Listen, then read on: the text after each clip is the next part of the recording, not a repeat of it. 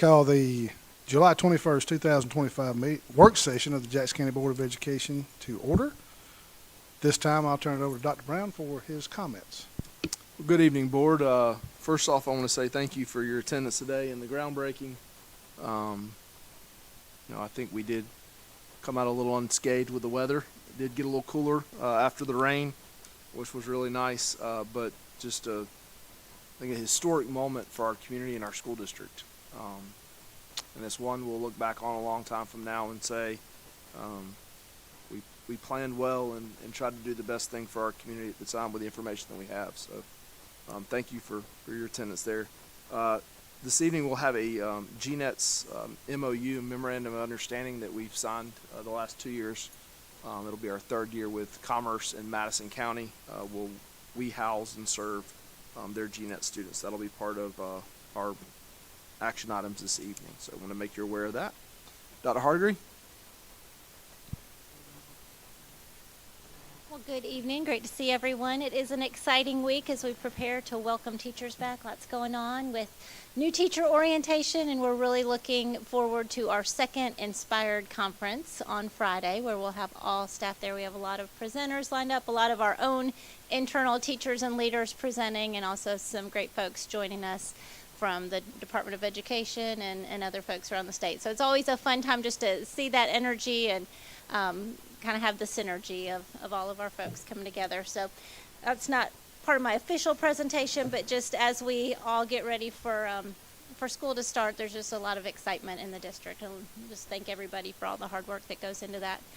So wanted to kick it off with just letting you all know that we are official now. We have that Cognia accreditation seal, and so you can look up our system and see that we are fully accredited. So we're glad to start the year with that, and a little bit glad to have that work behind us. It was a tremendous amount of teamwork, and really just in that final presentation, so much that I know that we're all proud of in the work that we're doing. And as you know, at Cognia, a lot of it's self-reporting now. So it's a lot of just really looking at all of those practices. So they identified a few areas of kind of noteworthy practices, just the collaboration among leadership, the strategic planning, just what an inclusive district we are with really involving our community and in the decision making, being very data driven, very focused on student outcomes and providing those interventions.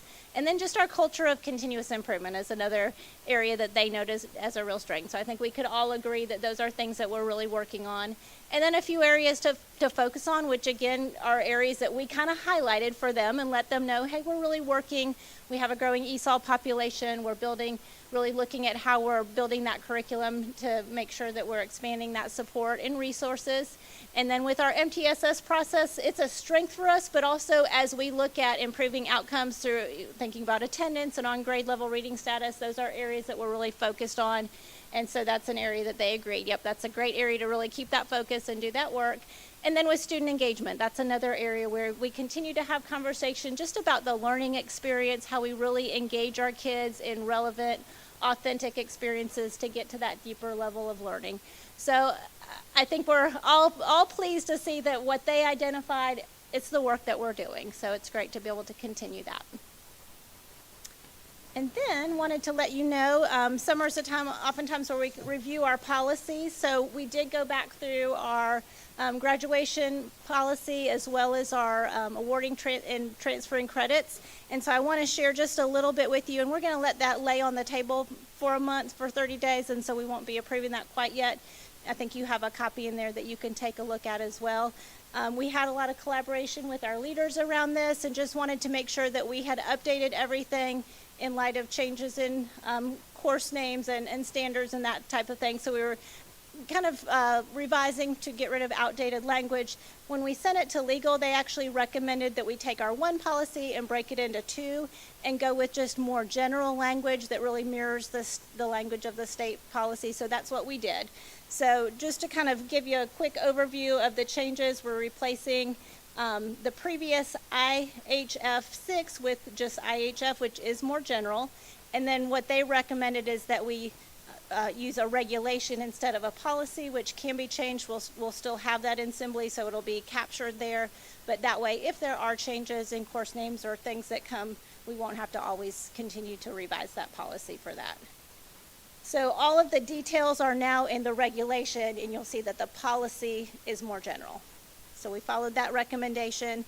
And then the second one, JBC 4, awarding units and transferring credit. We previously had this policy and rescinded it in July of 2018. And so legal recommended that we just put that back in place. And it provides a little more detail around, as you know, we're having a lot of transfer students. So we want to make sure that we... All right. So, and what I'm going to share here, the credit for this goes to Dr. Stratemeyer, Ms. Gillespie, and their teams at both of the high schools. When I'm sharing district data with you, each school on their own followed exactly the same pattern. So these improvements that I'm going to show you at the district level, we have those improvements because East Jackson and Jackson County High School were both improving in similar ways. So we start here with, and you see over the last several years, but in those last couple of years, you really see increases in our number of AP students and then therefore the number of exams. You might think, well, is that just because we're getting bigger as a district? Well, so the next slide will answer that question for us. And it's not just that we're getting bigger. Both schools are doing a great job of recruiting students into those AP classes, and so you can see that our percentage is actually increasing. So a greater percentage of students each year has been taking advantage of those AP opportunities. And as we keep going, the news kind of gets better and better. So here, we got more students taking it. It's a higher percentage of the district, and the percentage of students being successful is also increasing, right? So again, the leadership team in each school, all the way down to the teachers in those classrooms, doing a great job getting kids into those opportunities and then helping them be successful. And you will remember if you score 3 and higher, then that gives you the opportunity to earn college credit for those courses, which is a great thing for the student and their family. And then finally, as you have those students be successful, then in multiple courses, they can earn these various distinctions as AP scholars. And so you can see, particularly that basic AP scholar level, just a huge increase, right, from 24 to 25, and then also increases in the AP scholar with honor and AP scholar with distinction. So we're excited to share that with you. And again, that just comes from hard work from the leadership teams and the teachers at both high schools. Yes.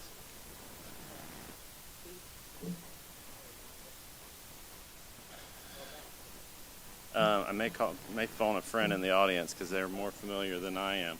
And in many of those exams, we've actually, through state or local money, we've also been able to fund those for them in many cases. Well, absolutely. Compared to a college course, yes. That's right. That's right. Mm-hmm.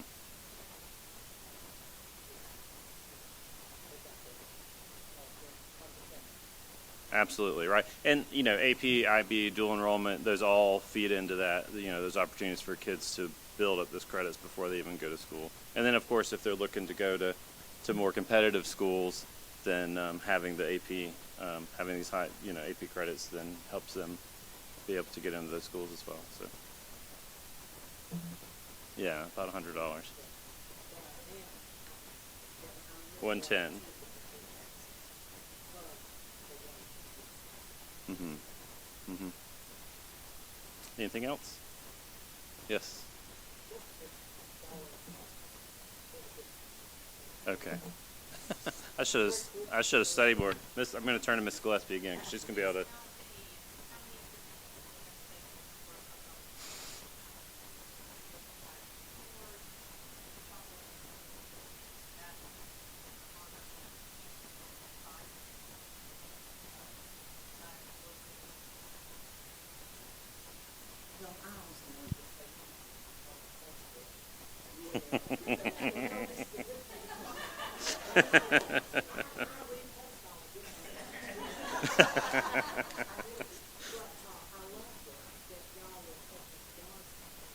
Yes.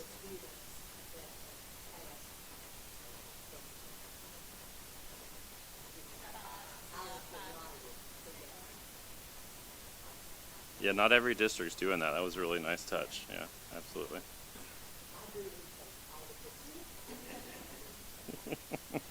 All right, thank you. All right, and then one last celebration. Let me go back one to share with you. As you know, we've really been promoting the First Reader campaign as just part of our literacy effort and really the need to support our families with early literacy. So we've received 2 grants. One, I think we may have already mentioned, from the Deal Center for $13,100, but more recently we had our Jackson EMC Foundation grant, which was a really great honor. They said it's really pretty tough to get those the first go round, and so really glad about that. And this just allows us to truly promote that and get as many kids signed up as we can. So just proud of the work there, appreciate the team, and want to continue to just get roots in our whole community so that everybody knows, hey, when a baby is born in Jackson County, they're going to get these resources and that we can support families with that. So there's a community action team that meets regularly, and so the next steps are just figuring out how to get that paperwork, which we already have the contact for in the hospital paperwork, so that when children are born, they will know about that, and then just continuing to build the awareness and fundraising efforts. But it's exciting work, and that work feels great every time you can just add to that. So that's it for us. Thank you. Mr. Gerald? Good evening, Board. Mrs. Todd sends her regrets that she was unable to be here tonight, and I send my apologies that you have to put up with me. But I'll be really quick. First of all, I'm very pleased to report that after if you approve our recommendations tonight, we will be at about 99% of our certified staff filled for this school year. We have a couple of outstanding special education vacancies. We had some late promotions within our district that opened up some teaching positions. But I'm very confident that after some interviews that we've had today, that we'll have a qualified staff member in all of our classrooms on day one. So looking forward to starting the school year with a great new staff this year. Our next item is about our benefit service provider. As part of our efforts for continuous improvement in this district, we put out an RFP for benefit service provider for the last couple of weeks. The goal of this review was to ensure that we are offering the best possible benefit solution to our employees while ensuring that we have a strong partner to support the growth that we are experiencing in the district. We had 5 companies submit proposals, and we had a district team that reviewed those proposals, and we chose Mark III as a brokerage provider for our supplemental benefits going forward. Mark III Brokerage has about 50 years of experience. They have 178 public service clients that include school districts and local governments, and several of our surrounding districts in the region have transitioned to Mark III very successfully over the last couple of years. So we believe that Mark III has the capacity to support our growth as we continue to grow in this district and offer competitive, cost-effective services so that our employees can be supported going forward. It's going to be a couple of months of change and transition, but Mark III is committed to supporting us at this transition and making it smooth so that open enrollment will be great in October. That's all I have. Any questions? Thanks.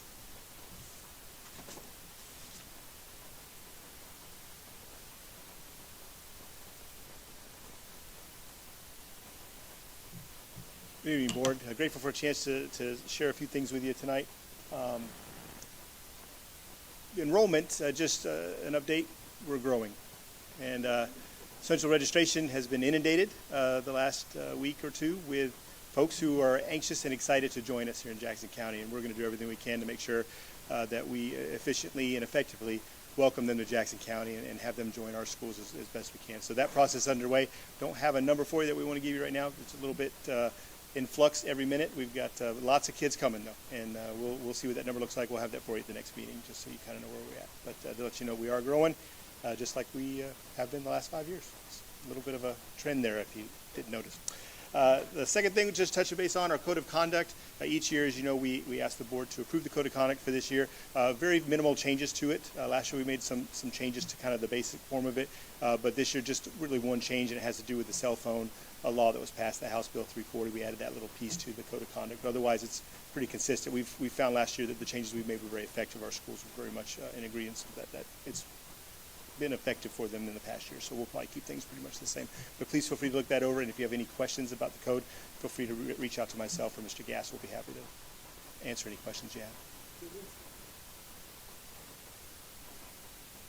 They acknowledge it, yes, ma'am. They do in their registration process. Each year we ask them to sign off that they have looked over the code. And we make that electronically available to everyone, and hard copies are also available in our offices for anybody that wants to see it.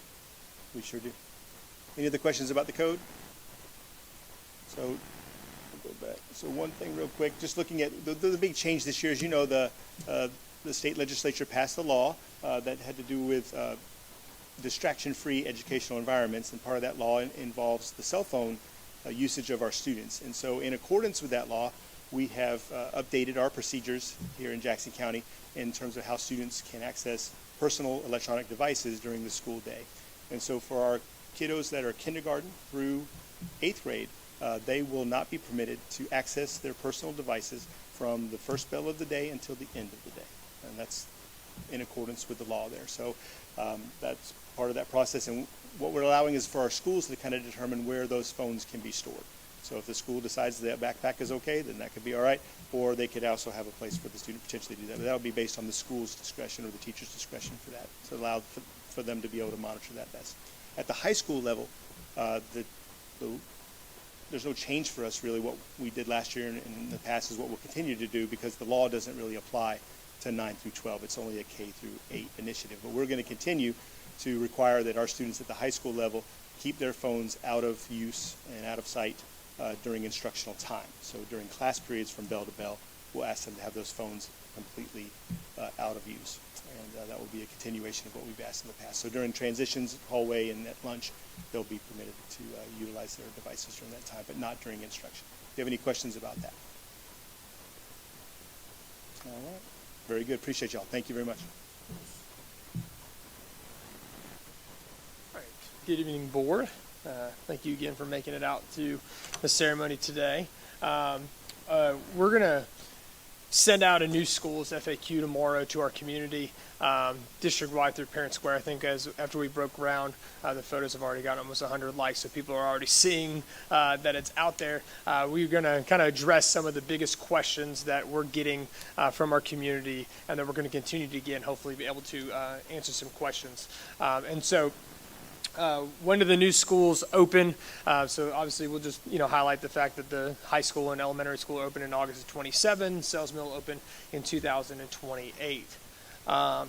We'll look at what are the attendance zones for new and current schools. This question we're already getting. Obviously, we do not know that information at this time, and so we're just going to highlight that we're continuing to watch that growth, make the best decisions, and have equity. And so we're going to just kind of highlight that and keep people posted that we'll be redrawing lines as we get closer. Will the new schools have the same opportunities as current Jackson County schools? Obviously, the answer to that is yes, with the same academic and extracurricular opportunities. And then will the students at Houston High School be able to utilize Empower? We're walking them through the plan, of course, is that those students will have the opportunity, just like East Jackson and Jackson High School students will be able to use the Empower College Career Center. And my favorite question I get, what are the colors and the mascot of the new school? And I am sworn to secrecy, and I tell people I like my job, and I don't want to give that information up. And so obviously just highlighting the fact that we, let the kids vote, and that we're going to keep it top secret as long as possible. Obviously the goal is to let everybody be a Panther as long as they're going to be a Panther for. But that is without a doubt the question I get the most, including from my own children. So just a reminder, open house is coming up next week. We have our middle and high school open houses on Monday, July 28th. Those are going to be in the afternoon and evening time. And then our elementary open houses, to include pre-K, are going to be on Tuesday, July 29th. These are kind of all throughout the day. Our West Side Elementaries have to have some more offerings with parking and the amount of high enrollments that we have at some of our schools. And then our East Side schools, 2 to 5 for open house. And again, that does include pre-K. First day of school, obviously, is Thursday, July 31st. Good reminder to our community that school is back. I think that's really just a reminder for the students. I think all the parents in our community are probably very well aware when school goes back. I know my wife is as well. And then I just an update on the foundation. So obviously we've been hard at work on our Jackson County Schools Foundation. Again, it's the full 501c3 nonprofit tasked with enhancing the educational experience inside our school system. So these are the staff grants that we'll be handing out. The Heather Backer PE grant, the Charlene Faulkner Family Engagement grant, the Emily Dantzler Literacy grant. We added that over the summer after Ms. Dantzler passed away. The Let's Build STEM grant, the CTAE Initiative grant, and the Performing in the Arts grant. We had approximately 40 staff at the end of last year submit their grants. It was a completely anonymous process to determine the grant winners with our foundation board. They didn't know who they were voting on, what school they were from, to make it as fair as possible. I'm happy to report we have winners for all those categories, including a tie for one of them. So we'll hand out $7,000 when we come back to school because we had a tie for one of the categories. So not bad for the first time. So looking forward to that. These will be given out twice a year, once as we come back to school, and then again early in the spring semester. Student scholarships, we have a Heather Backer PE scholarship, a STEM scholarship, a technical scholarship for students going to tech schools, performing arts scholarship, an educator leader scholarship. Obviously, if someone who graduates from our school system is going to go and become an educator, we want to be able to help them, get them back. And then we have added 4 healthcare scholarships, courtesy of Northeast Georgia Health System. They'll be sponsoring 4 healthcare scholarships. We're designating one of those for an alum. So someone who's graduated anytime from Jackson County and East Jackson that's been accepted into a healthcare program, whether that's paramedic, whether that's nursing, whether that's healthcare imaging, so maybe even farther down their college career, maybe they're 35 years old and going back, they'll be eligible for that scholarship. So really appreciate Northeast Georgia. So we're going to support, obviously, Inspired, supporting our schools, our Teacher and Support Person of the Year banquet, First Readers, and the United Way of Northeast Georgia. And then funding, obviously, with our community and corporate sponsorships. And that's where I've been having a lot of fun this summer, meeting a lot of people. I have a check in my truck right now, actually, that someone just gave me. So, Ms. Dodge, I'll give that to you tomorrow. But these are the people this summer who have stepped up and have helped. And it's been a lot of fun. These people have stepped up in big ways. Just for a record, that's about $40,000 in donations or commitments. And we're just getting started. The phone could ring right now and tomorrow, and we could easily be close to 100,000. And so that's a great start for our foundation. And so these business partners have, bought into our staff and our students, and we're excited and appreciate their partnership. Next steps, we'll be presenting this to our staff at Inspired on Friday. We'll be awarding the first grant winners and continuing to build those partnerships. So, any other questions? And I encourage you to visit our website. It's pretty. So. I know. I think it's great. The guy that presented a check today was a high school football teammate of mine. I've told several people he actually knocked me unconscious during high school football practice. And I said, thank you for the concussion 20 years ago, and thank you for the check today. So, yeah, funny how that works. So, thank you for your time.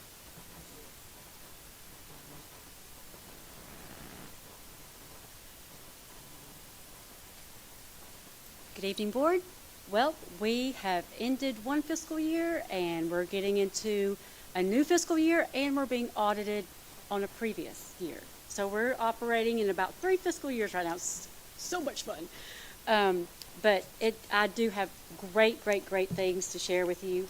Our SPLOST for this month is down a little bit over each of the measures, but again, the economy and the political environment is a little tumultuous right now, and so I think people are just reeling in some of their purchasing, but we're growing, so that's I expect to see that to bump back up and not be a continual decline.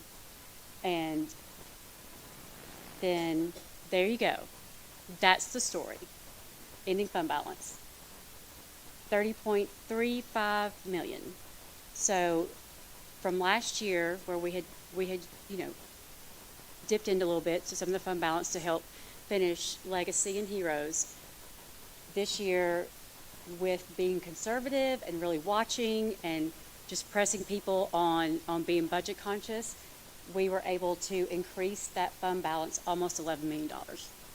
So it's a great story, and it's putting us in a great position to keep planning and keep being conservative in hopes of getting to a great place to open 2 new schools in 1 year. So. And then overall, you can see this kind of helps tell the story, is that we collected significantly more in revenue than what we had budgeted, and we spent 2% less than what was budgeted. So both of those things combined helped us get to the place that we ended with. And I'm so excited because what I told Dr. Brown was right. Just saying. He would come in every other day and say, "Is it? Yes, yeah." So it's a great story, and we're in a great position financially. And then the last thing that I want to present is it's a document that we have to sign. City of Jefferson School System and City of Commerce School System has to sign as far as the distribution of SPLOST revenue for the new series that just got approved in March. So I wanted to present this to you, and so you could see. There's also documentation that was provided to help you see how those distribution percentages came about. But we are going from about 60.9% to 64.3%. So we're increasing almost 4% in our share of the SPLOST.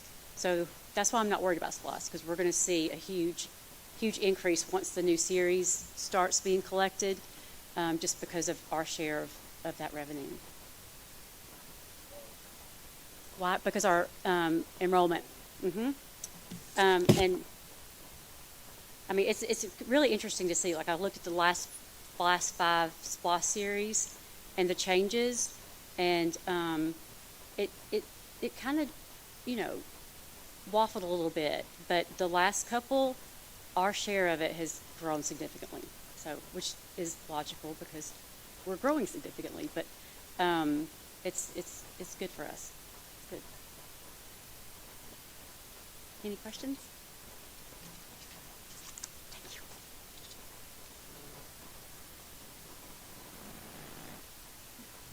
Dr. Brown, Board, I appreciate the opportunity to present some facilities updates tonight. And one is the Empower Auto Lab. The construction is complete, and we are working on punch list items. The renovation is nearing completion, and we will continue to work on the MEP punch list items there also. The bottom of the picture here is the Auto Lab as you're coming up from Panther Drive. This is the inside. The equipment has been delivered, and installation is scheduled to begin on Wednesday. Bottom is just a typical detail of the HVAC units, the new BARD units that have been installed. And as far as the renovation, this is the typical atrium at Empower, and I like the design, how it all came together and just seemed to flow and transition from one corridor to the next.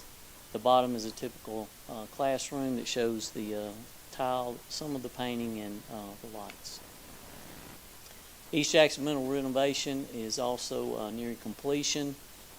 We are very proud to say our teams have worked hard, and we appreciate all the things that they've done to make this happen and come to a closure. There's still some things that we'll be doing. One is the branding in the atrium will be coming shortly. We're hoping by the end of August, and that'll just make that atrium really come to life. But everything looks good. You can see in the art room, I don't know if you saw a picture of that before, but compared to what it was before, this is an amazing transformation, and we appreciate everyone's hard work in doing that. The cafeteria at the bottom just makes it look like a new building inside of a building. So very proud of that. Appreciate all the hard work.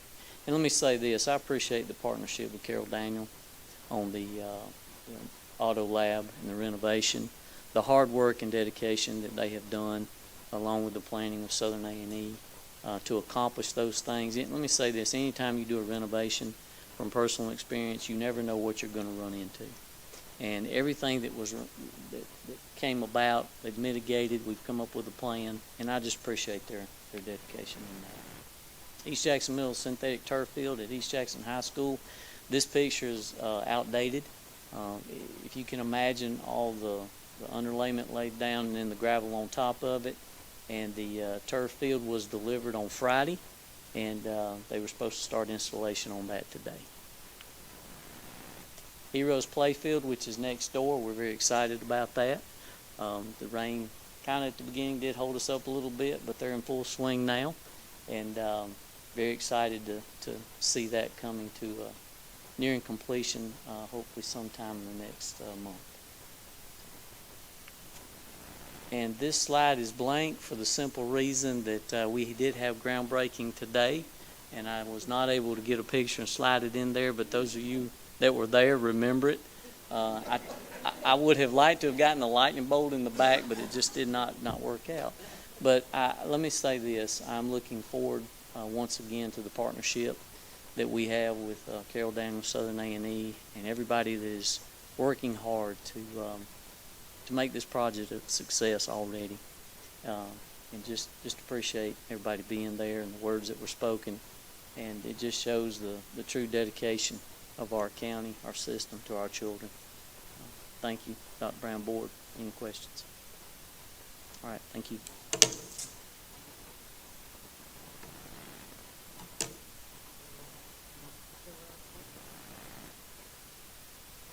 I'll turn my microphone on.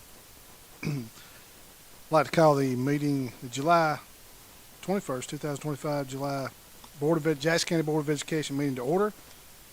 This time we'll do the Pledge of Allegiance.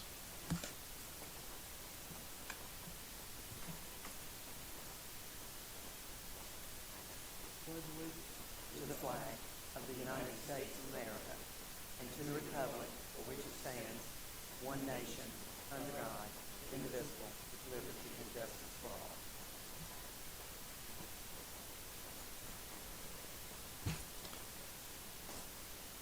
Okay, next item, we need to approve our minutes. Do I have a motion to approve the minutes from the last meeting? Moved by Mr. Johnson. Do I have a second? I'll second. Second by Ms. Wheeler. All in favor? Aye. Good, that's approved. Need a motion to approve the agenda for tonight. Moved by Ms. Mullen. Do I have a second? Second by Mr. Johnson. All in favor? Aye. This time I'll turn it over to Dr. Brown for his comments. Well, only one comment that I didn't make in the first one is congratulations to Miss Adams and South Jackson Elementary School. They have the newest elementary school in Jackson County named as a Blue Ribbon School of Excellence, Lighthouse School. So really proud of that. Outstanding. No pressure, but I think that's 5. Is that 5 in the district? So I won't ask the people that don't have it yet to raise their hands, but they will be getting that award shortly as well. So that concludes my comments. Okay, next on the agenda is public comment. Does anyone wish to speak to the board, address us? Was anyone signed up? Having seen no one, we will move on to item 7. Consent agenda items. Board, you've had a chance to look over the agenda with the items. If there are no questions, I need a motion to approve the consent agenda. So moved. Moved by Ms. Wheeler, second by Mr. Johnson. All in favor? Aye. We do have a need for executive session for personnel and real estate. Need a motion to go into executive session. Moved by Ms. Mullen. Do I have a second? Second by Mr. Johnson. All in favor? Aye.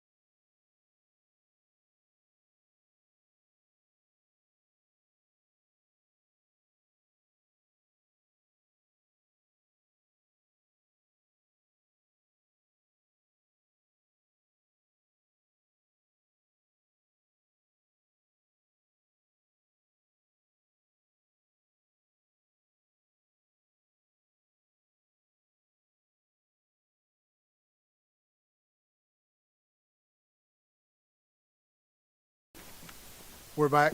Need a motion to come back from executive session. Moved by Mr. Johnson, need a second. Second by Ms. Mullen. We are back. Board need a motion to approve the personnel items presented by the superintendent in the executive session. Moved by Ms. Wheeler. We have 2 seconds. We'll take Ms. Mullen's second. All in favor? Aye. Meeting is adjourned.